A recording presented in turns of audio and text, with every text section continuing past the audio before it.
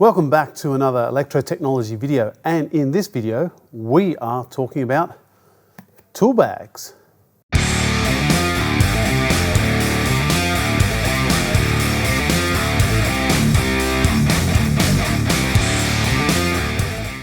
So when you start working as an electrician, you may be wondering what type of tool bag you need to purchase.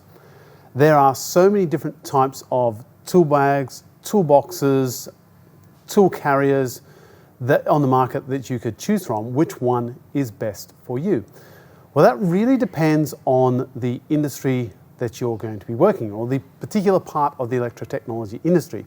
So for example, if you're working in maybe heavy industrial settings, then you might want something that's going to be fairly robust. So, you know, the traditional toolbox type enclosure might be good for you. This particular one here is a plastic one. You know, if I open it up, it literally is just a plastic box.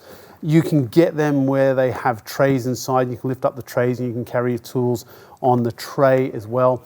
And then obviously there is the more traditional metal style toolbox as well that you can also purchase. So if you're working in heavy industry, that might be the sort of thing that you would require so that you know that your tools are going to be fairly safe. They're not going to get knocked around, bashed and broken. But if you're not working in that heavy industry, maybe you're working in another part of the electrotech industry, you might want to choose something like the range I have here. Let's go through and have a look what we've got.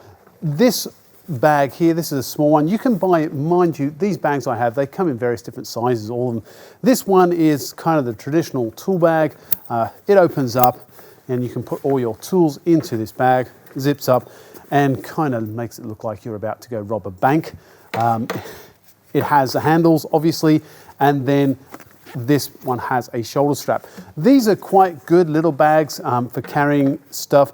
If you're not going to carry a lot of heavy equipment, maybe you just need to keep your screwdrivers, pliers, multimeters, and a few other bits and pieces. This is not a bad bag to have. If you've got lots and lots of different kinds of tools and lots of different components, these bags, they're going to get lost in, and you're going to end up finding most of the time you're kind of rummaging around at the bottom of the bag looking for something, because believe me, when you need that one particular item, it's always going to be at the bottom of the bag. It just always happens. So if you've got a bag like this, you're going to run into those problems, but they are good for especially small jobs. If you're trying to carry heavy stuff, you might not want that. I have seen quite large bags in similar format, and I've seen people cutting those around so they can put their battery drills and things like that in. I personally would never put my battery tools into a bag. They're just not going to be very well protected. And if you're putting the bag down and it gets bumped around, your battery tools are expensive. Look after them. Keep them in a plastic box. You can buy them with the plastic boxes, keep them in the plastic boxes. You're going to look after them and they're going to last much longer than they would in a bag. Okay, so let's assume you don't want that bag. I have these bags here. There are two types here. These are called totes, and they are more of an open bag, so you can't zip them up. These are quite handy because they have obviously the shoulder strap, and because they are open, they kind of almost work similar to like maybe a pouch would work.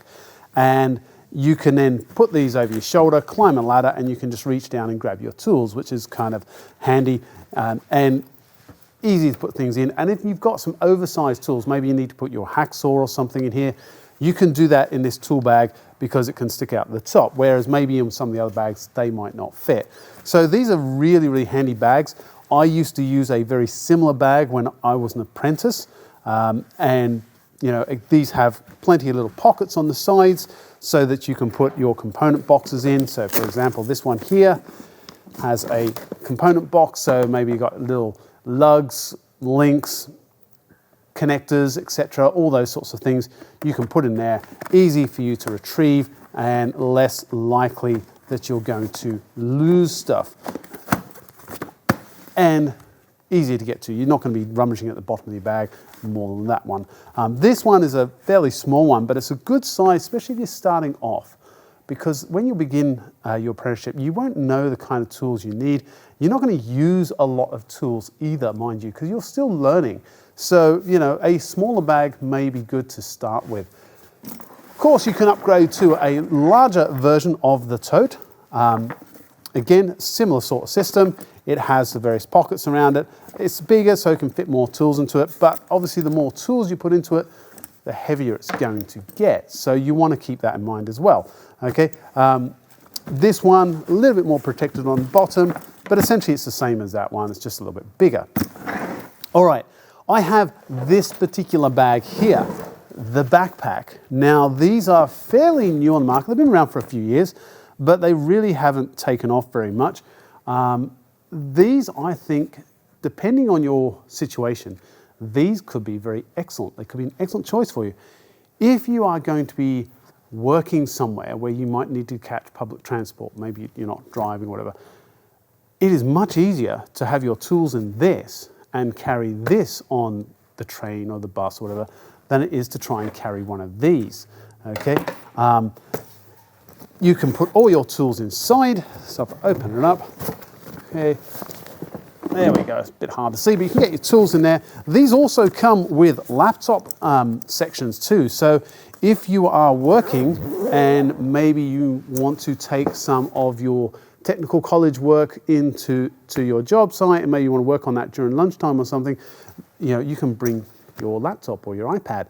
If you're catching the train and you want to, you know, do some work on the train, again for technical college, or maybe just watch some videos or something like that, again you can put your laptop and iPads and stuff in these as well. So they're kind of quite handy because they're dual purpose.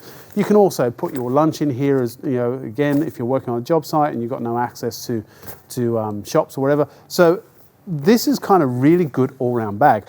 Where this bag might fall down though is when you climb up ladders or when you've got to go to a part of the job site, you don't want to drag this all with you. So in that case, that's where you might use a tool pouch, or you may just put your tools in your pocket, knowing what you want. So this is an excellent bag, but does have some disadvantages to this one and vice versa. It really does depend on what area of the industry you're going to be working in as to what type of bag or toolbox you might wish to purchase. So that's it. I hope that's helped you. I hope you've learned something from this video. And if so, please like and subscribe, and I will see you next time.